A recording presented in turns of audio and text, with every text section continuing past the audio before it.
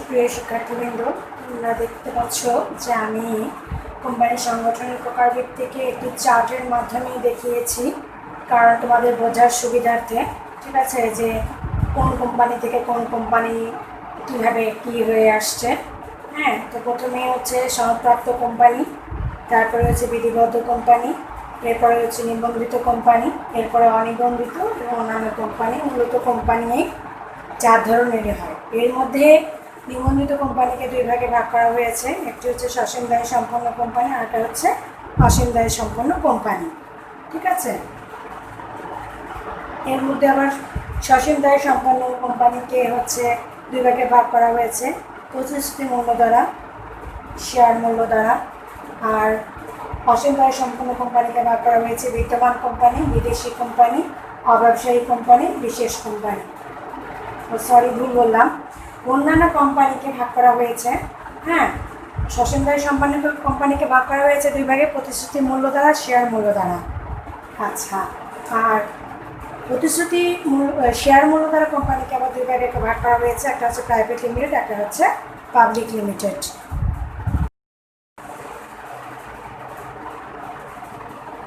এবারে দেখো, অন্যান্য কোম্পানিকে 4 ভাগে ভাগ করা হয়েছে বিদ্যমান কোম্পানি, বিদেশি কোম্পানি, অব্যবসায়ী কোম্পানি, বিশেষ কোম্পানি। এদিকে আবার শেয়ার মূল্য দ্বারা কোম্পানি, যে বললাম আমি, প্রাইভেট লিমিটেড ও পাবলিক লিমিটেড কোম্পানি 2 ভাগে ভাগ করা হয়েছে। পাবলিককে আবার ভাগ করা হয়েছে 2 ধরনের ভিত্তিতে, একটা মালিকানার ভিত্তিতে, একটা নিয়ন্ত্রণের ভিত্তিতে। মালিকানার ভিত্তিতে পাবলিক লিমিটেড কোম্পানিকে ভাগ করা হয়েছে সরকারি কোম্পানি, হোল্ডিং কোম্পানি, আর নিয়ন্ত্রণের ভিত্তিতে ভাগ করা হয়েছে বেসরকারি কোম্পানি, সাবসিডিয়ারি কোম্পানি। ঠিক আছে, তো এই হচ্ছে চার্টের মাধ্যমে। এখন আমি প্রতিটা কোম্পানির সম্পর্কে তোমাদেরকে একটু ব্রিফলি আলোচনা করব। আচ্ছা, প্রথমেই আমি আলোচনা করব হচ্ছে সনদপ্রাপ্ত কোম্পানিকে নিয়ে। সনদপ্রাপ্ত কোম্পানি তোমরা জানো যে 1844 সালে প্রথম কোম্পানি আইন পাশ হয়, এটা কিন্তু আমরা জানি। ঠিক আছে, ওই সময়েই, তখনকার সময় রাজা রানীদের বিশেষ ফরমান বা সনদ বলে যে কোম্পানি গঠিত হতো বা যে কোম্পানি গঠিত হয় তাকে সনদপ্রাপ্ত কোম্পানি বলে। যেমন east India company, chartered bank of England, এই কোম্পানিগুলো কিন্তু সনদপ্রাপ্ত কোম্পানির উদাহরণ। এরপরে চলে আসে হচ্ছে বিধিবদ্ধ কোম্পানি। ঠিক আছে, বিধিবদ্ধ কোম্পানি হচ্ছে দেশের আইনসভা, সংসদ বা প্রেসিডেন্টের বিশেষ অধ্যাদেশ বলে গঠিত নিয়ন্ত্রিত কোম্পানিকে আমরা বিধিবদ্ধ কোম্পানি বলতে পারি। যেমন বাংলাদেশ ব্যাংক, বাংলাদেশ বিমান, বিসিআইসি, ওয়াসা, মানে এক কথা রাষ্ট্রায়ত্ত যে প্রতিষ্ঠানগুলো, এগুলো কিন্তু সবগুলোই বিধিবদ্ধ কোম্পানি। এবারে চলে আসে হচ্ছে নিবন্ধিত কোম্পানি। যে সকল কোম্পানি দেশে বহাল কোম্পানি আইন অনুযায়ী গঠিত ও নিবন্ধক কর্তৃক নিবন্ধিত হয় তাকে নিবন্ধিত, কারণ নিবন্ধিত কোম্পানি থেকে কিন্তু বোঝা যাচ্ছে যে নিবন্ধক কর্তৃক নিবন্ধিত কোম্পানিকেই নিবন্ধিত কোম্পানি বলা হয়। ঠিক আছে, তো আমরা দেখতে পাচ্ছি যে নিবন্ধিত কোম্পানির ক্ষেত্রে কিন্তু সাধারণত কোম্পানি বলতে কিন্তু তোমার এই নিবন্ধিত কোম্পানিকে বোঝানো হয়। আর নিবন্ধিত কোম্পানিকে আমরা দেখতে পাচ্ছি চার্টে যে সসীম দায় সম্পন্ন এবং অসীম দায় সম্পন্ন 2 ভাগে কী করা হয়েছে, ভাগ করা হয়েছে। অসীম দায় সম্পন্ন কোম্পানি কোনটি? যে নিবন্ধিত কোম্পানির শেয়ার হোল্ডারদের দায় অসীম থাকে, অর্থাৎ যে কোম্পানি, যে নিবন্ধিত বা যে কোম্পানির শেয়ারের দায় কি অসীম। ঠিক আছে, সেটাই হচ্ছে অসীম দায় সম্পন্ন কোম্পানি। ঠিক আছে, তবে আমাদের দেশে এরকম কোম্পানি দেখাই যায় না, এটাই বলা যায়। আরেকটা হচ্ছে সসীম দায় সম্পন্ন কোম্পানি, এর উল্টাটা অসীম দায় সম্পন্ন কোম্পানির ঠিক উল্টাটা, অর্থাৎ যে নিবন্ধিত কোম্পানির শেয়ার হোল্ডারদের দায় কী থাকে, সসীম থাকে, বা শেয়ার হোল্ডারদের দায়ের একটা সীমাবদ্ধতা রয়েছে, একটা লিমিটেশন বা একটা বাউন্ডারি রয়েছে, সেটাকেই আমরা সসীম দায় সম্পন্ন কোম্পানি বলতে পারি। আচ্ছা, এখানে আমরা দেখতে পাচ্ছি সসীম দায় সম্পন্ন কোম্পানিকে আবার 2 ভাগে ভাগ করা হয়েছে, প্রতিশ্রুতি এবং শেয়ার মূল্য দ্বারা। প্রতিশ্রুতি মূল্য দ্বারা কোম্পানি হচ্ছে তোমার কোম্পানির স্মারকলিপির বর্ণনা অনুযায়ী শেয়ার হোল্ডারদের দায়, ঠিক আছে, তাদের ক্রয়কৃত শেয়ারের পরিমাণ অনুসারে প্রতিশ্রুতি মূল্যের দ্বারা সীমাবদ্ধ, অর্থাৎ যে কোম্পানিতে শেয়ার হোল্ডারদের দায় তাদের ক্রয়কৃত শেয়ারের পরিমাণ অনুসারে প্রতিশ্রুতি মূল্যের দ্বারা সীমাবদ্ধ। অর্থাৎ তোমার একজন শেয়ার হোল্ডার প্রতিশ্রুতি দিয়েছে যে, বা শেয়ার হোল্ডারের কাছ থেকে কোম্পানি প্রতিশ্রুতি নিয়েছে যে সে যতটুকু, একজন শেয়ার হোল্ডার যতটুকু শেয়ার ক্রয় করেছে ততটুকুর জন্যই সে কোম্পানির নিকট দায়বদ্ধ। এটাই হচ্ছে প্রতিশ্রুতি। অর্থাৎ কোম্পানি তাকে প্রতিশ্রুতি দিয়েছে আপনি যতটুকু শেয়ার কিনেছেন ততটুকুর জন্য আপনি আমাদের কাছে দায়বদ্ধ থাকবেন।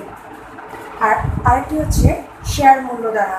শেয়ার মূল্য দ্বারা তোমরা জানো private limited company, public limited company. Private limited company, public limited company, যে কোম্পানি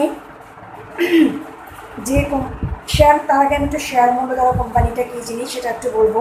যে কোম্পানির শেয়ার দ্বারাকৃত শেয়ারের আংকিক মূল্য দ্বারা সীমাবদ্ধ থাকে তাকে শেয়ার মূল্য দ্বারা সীমাবদ্ধ কোম্পানি বলে। আর এই কোম্পানিটাই কিন্তু আসল শেয়ার মূল্য দ্বারা কোম্পানি কিন্তু আসলে সারা বিশ্বে যে কোম্পানিগুলো পরিচালিত হচ্ছে, ইভেন আমাদের বাংলাদেশও এই শেয়ার মূল্য দ্বারা, অর্থাৎ প্রায় বেশিরভাগ কোম্পানি হয় প্রাইভেট অথবা পাবলিক। ঠিক আছে,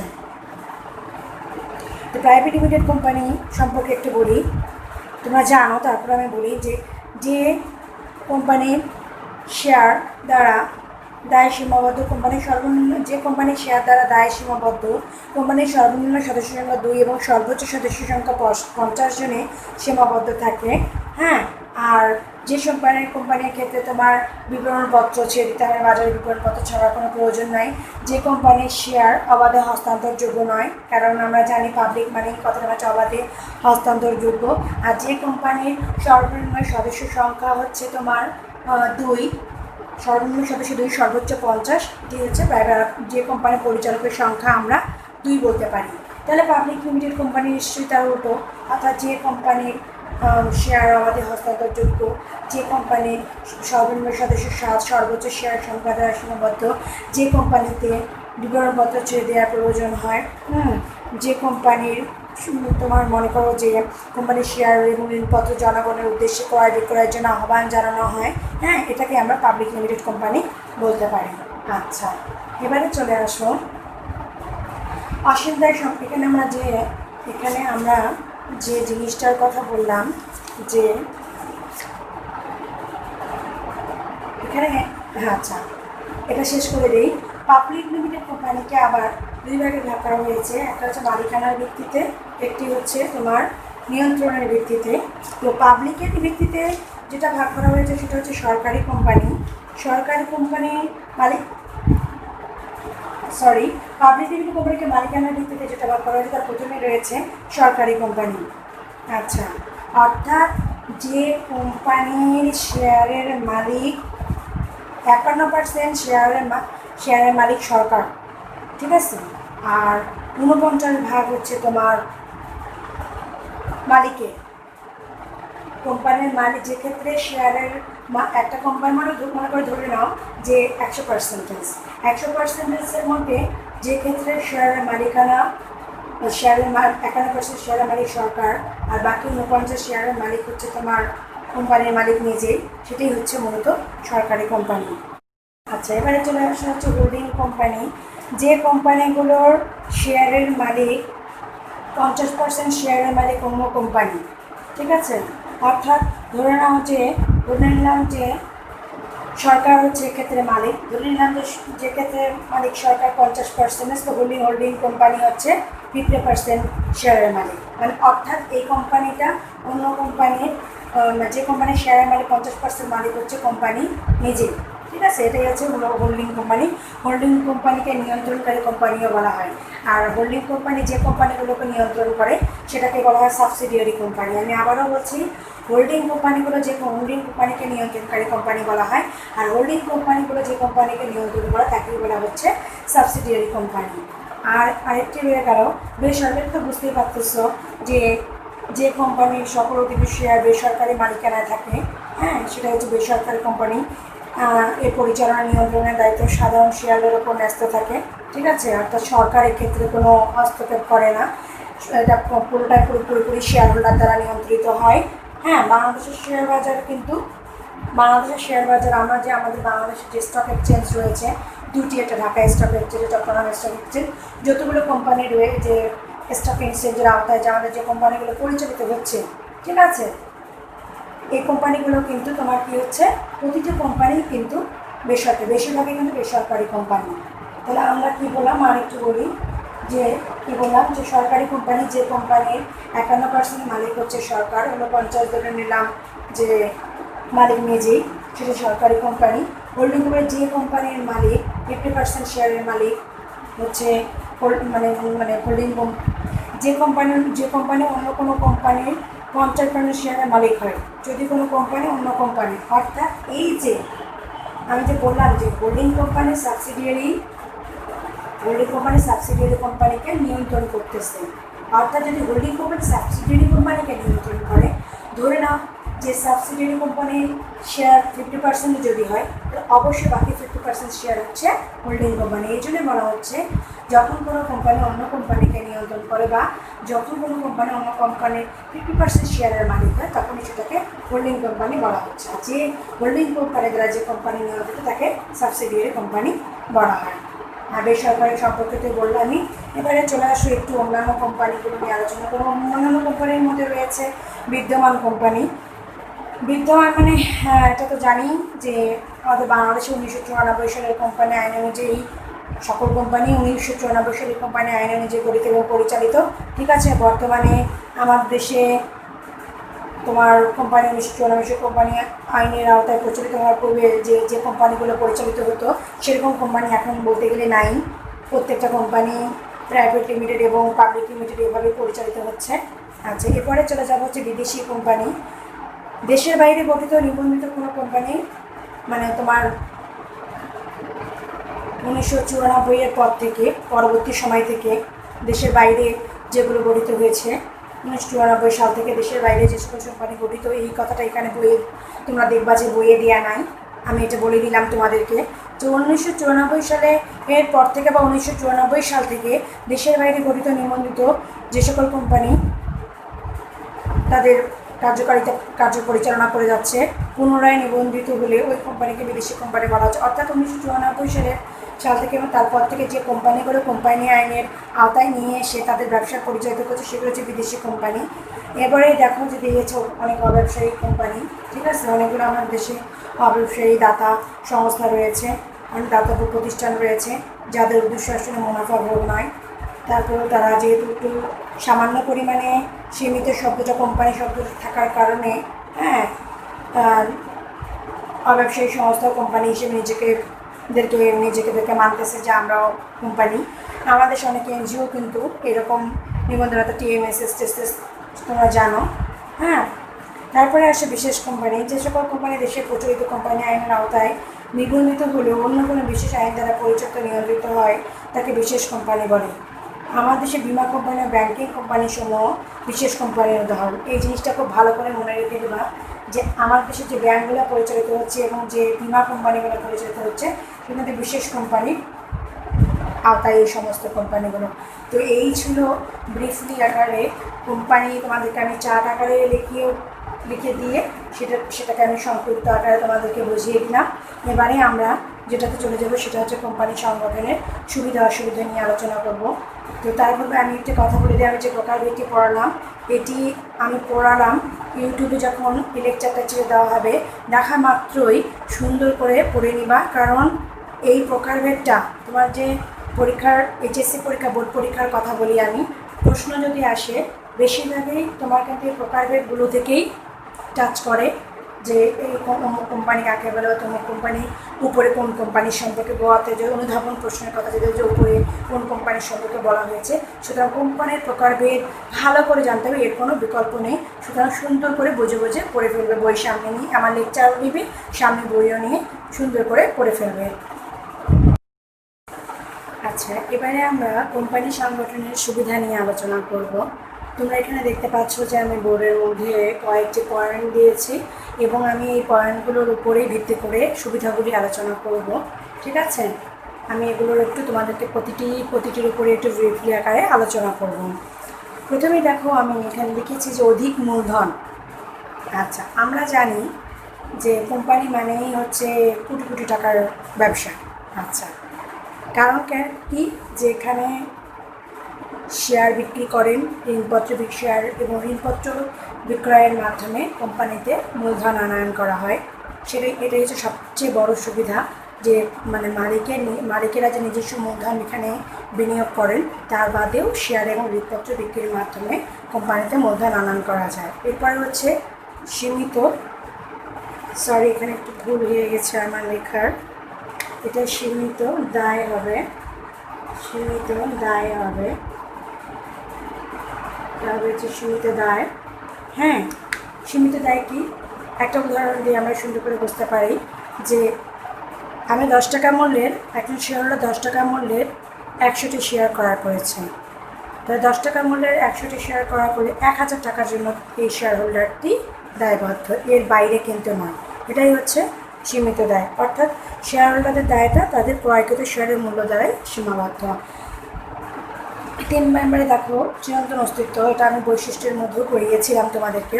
চিরন্তন অস্তিত্ব মানে যেহেতু কোম্পানি আইনের দ্বারাই সৃষ্টি এবং আইনের মাধ্যমেই বিলুপ্তি, এটাই হচ্ছে কোম্পানি সংগঠনের সবচেয়ে বড় সুবিধা, যে কেউ চাইলেই এটাকে ব্যবসাটাকে বিলোপ সাধন বা গুটিয়ে ফেলতে পারে না, যার কারণে কোম্পানিতে ইনভেস্ট করে মানে তোমার এই ব্যবসাটা করে সবচেয়ে বেশি সুবিধা ভোগ করা যায়। এবং আর এরপরে হচ্ছে স্বাধীন সত্তা। স্বাধীন সত্তা মানে যেহেতু আইনের দ্বারা এটা নিজস্ব নাম এবং সিলমোহর এখানে ব্যবহার করা হয় এবং নিজস্ব নাম থাকে, কাজেই আইনি এই সত্তাটা এনাদেরকে দিয়ে থাকে, যার ফলে স্বাধীন হিসেবে এই প্রতিষ্ঠানটি তার ব্যবসায় কার্যক্রম পরিচালনা করতে পারতেছে। অন্য কারো হস্তক্ষেপ এখানে কোনো কাজ করবে না, ঠিক আছে। তারপরে শেয়ার হস্তান্তর যোগ্যতা। আমি তোমাদেরকে আগেই বলিয়ে দিয়েছি পাবলিক এবং প্রাইভেট লিমিটেড কোম্পানির বেলায় যে প্রাইভেট লিমিটেড কোম্পানির শেয়ার অবাধে হস্তান্তরযোগ্য নয়, পাবলিক লিমিটেড কোম্পানির শেয়ার অবাধে হস্তান্তরযোগ্য। কী কারণে? কারণ প্রাইভেট লিমিটেড কোম্পানির বেলায় কিন্তু বাজারে শেয়ার ছেড়ে দেওয়া মানে শেয়ার বিক্রির ব্যাপারটা থাকে না, এই জন্য প্রসপেক্টাস বিতরণের প্রয়োজন পড়ে না, কিন্তু পাবলিক লিমিটেড বেলায় এটার প্রয়োজন, যার কারণে এর শেয়ার অবাধে হস্তান্তরযোগ্য। এরপরে আসো সুদক্ষ পরিচালনা। আচ্ছা, কোম্পানির আরেকটা সবচেয়ে বড় সুবিধা সেটি হচ্ছে যে এটি কিন্তু পরিচালক কর্তৃক পরিচালিত হয়, আর এই পরিচালকদেরকে নিয়োগ দিয়ে থাকে হচ্ছে শেয়ার হোল্ডারগণ, ঠিক আছে। শেয়ার হোল্ডারগণ কর্তৃক এই পরিচালক নির্বাচিত হয়ে থাকে, যার ফলে যথেষ্ট যোগ্যতা সম্পন্ন ব্যবস্থাপকও এখানে নিয়োগ দেওয়া হয়ে থাকে, যার ফলে কোম্পানির পরিচালনা অত্যন্ত সুদক্ষভাবে হয়ে থাকে। আকর্ষণীয় বিনিয়োগ ক্ষেত্র।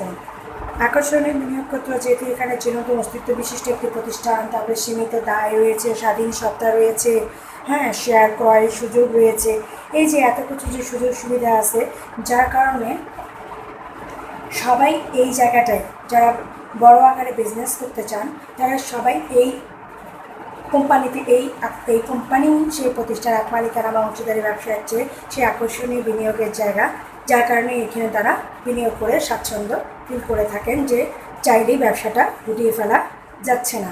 তারপরে আসে ঝুঁকিপূর্ণ বিনিয়োগ সমর্থন। আমরা জানি নো রিস্ক নো গেইন, অর্থাৎ ব্যবসা করতে গেলে কিন্তু ঝুঁকি নিতেই হবে, ঝুঁকি ছাড়া ব্যবসা হবে না। আচ্ছা, যেহেতু এখানে কোটি কোটি টাকার বিজনেস এবং এখানে ঝুঁকির একটি খেলা রয়েছে, যে আমি যে পরিমাণ টাকা ইনভেস্ট করলাম, কোম্পানি ইনভেস্ট করে সেই পরিমাণ টাকা উঠে আসতে না পারে, ঝুঁকি নিয়েই কিন্তু বিজনেসটাতে নামতে হবে। যাদের এই ধরনের মেন্টালিটি বা মানসিকতা আছে তারাই আসলে কোম্পানি গঠন করেন এবং এই ব্যবসাটি বিনিয়োগে তারাই আগ্রহী হন। এরপরে আসো ব্যাপক প্রচার। আচ্ছা, যেহেতু এখানে আমরা বলছি যে শেয়ারের একটা ব্যাপার আছে বিক্রির, সেক্ষেত্রে একটু প্রচারণার ব্যাপার আছে, তারপরে বিভিন্ন পত্রপ্রচারের ব্যাপার আছে, এখানে কোম্পানিকে তো সভা আহ্বান করা হয়, হ্যাঁ, এই সমস্ত জিনিসের ক্ষেত্রে প্রয়োজনে বিজ্ঞাপনও প্রতিষ্ঠানের প্রচার সুবিধাগুলো পাওয়া যায়। বিজ্ঞাপনের মাধ্যমেও কিন্তু কোম্পানিগুলো দেখবা যে এই যে আমরা যে টেলিভিশনে যে অ্যাডভার্টাইজ দেখি, এগুলো কি এই কোম্পানি কিন্তু এই অ্যাডভার্টাইজগুলো দিচ্ছে যে আমরা কোম্পানির ওই পণ্যগুলো সম্পর্কে জানি এবং আমাকে তারা ওই কোম্পানির পণ্যগুলো কিনি, ঠিক আছে। তো এই ছিল মোটামুটি কোম্পানি সংগঠনের সুবিধার একটি ব্রিফলি আকারে চিত্র তোমাদের সামনে। এরপরে আমরা চলে যাব কোম্পানি সংগঠনের অসুবিধা।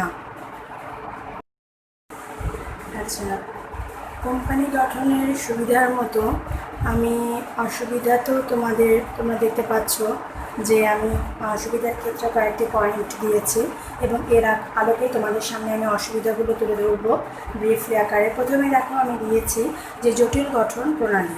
জটিল গঠন প্রণালী আমরা জানি, যেহেতু অবশ্যই জটিল গঠন প্রণালী কেন হবে না, কারণ যেহেতু আমরা জানি যে আইনের মাধ্যমে সৃষ্টি এবং আইনের মাধ্যমে এর বিরুদ্ধে আইনের মাধ্যমে এটি একটি সত্তা পায়, কাজে আইনের ব্যাপার যেহেতু এখানে আইনের হাতখড়ি পড়া মানে একটু বুঝতে পারতেছ অবশ্যই গঠন প্রণালীটা বেশ জটিল এবং সময় সাপেক্ষ খুবই ব্যয়বহুল। হ্যাঁ, যার ফলে এমনও দেখা যায় যে অনেকে এই ব্যবসায় গঠন করতে কিছুটা নিরুৎসাহী বোধ করে। আচ্ছা, এরপরে চলে আসতেছে পরিচালকদের স্বার্থসিদ্ধি। আচ্ছা, এইখানে একটা কথা আছে যে আমাদের বাংলাদেশে তোমার যে জিনিসটা ঘটে, যেটা বেশিরভাগ ক্ষেত্রে পরিচালকরা মানে তার শেয়ার মালিকরা তারা যে শেয়ার ক্রয় করতেছে কোম্পানির, ওই শেয়ার হোল্ডার হচ্ছে, অথচ তারপর যেহেতু শেয়ার হোল্ডারদের সংখ্যাটা বা শেয়ার মালিকদের সংখ্যাটাই বেশি, কিন্তু তারপরেও দেখা যায় যে কোম্পানি যারা পরিচালক রয়েছে তারাই তাদের নিজস্ব স্বার্থ আদায়ের দিকটাকে বেশি এক্ষেত্রে বিবেচনা করে থাকেন। যদিও পরিচালকগণ শেয়ার হোল্ডার পক্ষে সর্বোচ্চ ক্ষমতার অধিকারী, এই পরিচালকরা সর্বোচ্চ ক্ষমতার অধিকারী হওয়ার কারণে তারাই তাদের স্বার্থ আদায়ে লিপ্ত থাকে, ফলে ব্যবসায়ী এবং শেয়ার মালিকগণ খুবই ক্ষতিগ্রস্ত হয়। সব ক্ষেত্রে তারা চায় যে তারাই আগে লুটেপুটে খাবে। কারণ আমাদের তোমরা জানো বাংলাদেশে এই ট্র্যাডিশনটা বলার অপেক্ষা লুটেপুটে খাওয়ার মতো একটা মানে শোষক শ্রেণী, যা আমি আগে খাই তারপরে কী হবে দেখে নেব, এরকমই একটা ব্যাপার কিন্তু কোম্পানিগুলোর ক্ষেত্রে ঘটে থাকে। এরপরে হচ্ছে আমলাতান্ত্রিকতা। যেহেতু কোম্পানি মানে মেইন ভূমিকা মানে পরিচালিত হয় হচ্ছে তোমার পরিচালকদের দ্বারা, সুতরাং এক্ষেত্রে পরিকল্পনা গ্রহণ বলো, নীতি নির্ধারণ বলো, সব কিছু ক্ষেত্রে কিন্তু পরিচালকগণই আসো। কিন্তু এই ওনারা না পরিকল্পনা গ্রহণ করলো, বাস্তবায়ন করতেছে কারা? বেতনভুক্ত কিন্তু একদল কর্মচারী। তখন তারা যদি তাদের মন মতো বেতন না পায়, বা মনে করো যে তারাও তো চায় যে তারা দিনের পর দিন কাজ করতেছে, তাদের বোনাস বা তাদের কিছু সুবিধাটি বেড়ে দেওয়া হোক, এইগুলো না পাইলে তখন তারা হরতাল ধর্মঘট এই জিনিসগুলো ডেকে থাকে। আর এই পরিচালক এক্ষেত্রে মেইন হওয়ার কারণে এবং বেতনভুক্ত কর্মচারীরা এক্ষেত্রে তখন কী করে যে তারা কাজগুলো ডিলে করে, যে আমাদের যতক্ষণ পর্যন্ত আমরা আমাদের পাওনা আদায় করতে পারবো না ততক্ষণ পর্যন্ত আমাদের সব আমরা কোনো কাজই করব না, যার কারণে দেখা যায় যে কাজকর্ম দেরি হয়ে যায়, ধীরগতি পরিলক্ষিত হয়। এর ফলে ব্যবস্থাপনা আমলাতান্ত্রিকতায় চলে আসে, ডেমোক্রেসি কাজ করে এখানে। ঠিক আছে, এক্ষেত্রে অনেক প্রেক্ষাপট চলে আসে, মাঝখানে মিডিয়া, শ্রমিকদের নেতা থাকে, তোমরা জানো দ্বিতীয় পত্রে আছে, তারা আমলাতান্ত্রিকতার খেলায় লিপ্ত হয়ে পড়ে। ঠিক আছে, যেটাকে আমরা ব্যুরোক্রেসি বলি। এরপরে চলে আসে স্বজনপ্রীতি কোথায় নেই? সবাই চায় যে আমি কোম্পানিতে যে পদে আছি সে পদে আমি পদোন্নতি হব। ঠিক আছে, তারপরে এই পরিচালক চায়, মনে করো আমরা যদি প্রাইভেট প্রতিষ্ঠানের কথা বলি তাহলে কিন্তু পরিচালকের সংখ্যা কিন্তু কম, আর পাবলিক লিমিটেড কোম্পানিগুলোর ক্ষেত্রে পরিচালকের সংখ্যা যেহেতু বেশি, সুতরাং সেক্ষেত্রে তোমার দেখা যায় যে এই যাচ্ছে আমার লোককে নিয়োগ করা হোক, ওই যাচ্ছে আমার লোককে নিয়োগ করা হোক, এই যে জিনিসগুলো, এর কারণে প্রচণ্ড পরিমাণে স্বজনপ্রীতি, এমনকি সেজন্য দেখা যায় যে কোম্পানিতে সঠিক মেধাবী সম্পন্ন লোকই অনেক সময় নিয়োগপ্রাপ্ত হয় না। আচ্ছা, এর ফলে কী হয়ে পড়ে? ব্যবসায় কিন্তু অদক্ষ হয়ে পড়ে। পরিচালনা ব্যয়ের আধিক্য। অবশ্যই একটা কোম্পানির সবচেয়ে পরিচালিত করতে গেলে এত পরিমাণ ব্যয় হয়, তোমরা জানো যে কারেন্ট কস্ট আছে, তারপর যেটাকে আমরা ভেরিয়েবল কস্ট বলি, ভেরিয়েবল কস্ট আছে, ফিক্সড কস্ট আছে, মানে যেগুলো তোমার ব্যয় বহন করতেই হবে, যেগুলো না হলে কোম্পানি চলবেই না। এই জন্য খুবই খুবই বেশি তার মধ্যে সভা রাখতে হয়, অনুষ্ঠান হয়, তারপর দলিল খাতাপত্র সংরক্ষণের জন্য একটা ব্যয় আছে, হিসাব নিরীক্ষার জন্য একটা ব্যয় আছে, যার কারণে অনেক সময় দেখা যায় যে এই ব্যয়গুলো মেটাতে যে পরিমাণ আয় হয় তা ব্যয় মেটাতেই চলে যায়, আয় দেখা গেছে খুবই কম পরিমাণে হয়। হ্যাঁ, যে পরিমাণ আসলে মুনাফা হওয়ার কথা ছিল, যার অনেক সময় এই জন্য লভ্যাংশের পরিমাণও শেয়ার হোল্ডারদের কমে যায়। এরপরে আমি দিয়েছি যেটা শেয়ার মালিকদের উপেক্ষা। এক্ষেত্রে যেটা করা হয় সেটা হচ্ছে যে অনেক সময় যেহেতু পরিচালকগণ সর্বোচ্চ ক্ষমতার অধিকারী, কাজেই বেশিরভাগ ক্ষেত্রে তারা চেষ্টা করেন যে কীভাবে শেয়ার মালিকদেরকে না জানিয়ে বা তাদেরকে উপেক্ষা করে সব কার্যকলাপ পরিচালিত করা যায়। হ্যাঁ, শেয়ার হোল্ডার বা পরিচালকদের উপর এক্ষেত্রে কিন্তু নির্ভরশীল হয়ে পড়েন এবং নির্ভরশীল হয়ে পড়েন জন্যই তারা উপেক্ষিত হন, কারণ তাদেরকে শেয়ার মালিকদের পরিচালকদের উপর নির্ভরশীল হতেই হবে। আর নির্ভরশীল হওয়ার কারণে তারা তাদের মতো সব কিছু পরিচালিত করতেছে, যার কারণে শেয়ার মালিকের ক্ষেত্রে উপেক্ষিত হচ্ছেন। আরেকটি পয়েন্ট এখানে আমি বাদ দিয়েছি, সেটা হচ্ছে আইনের কড়াকড়ি।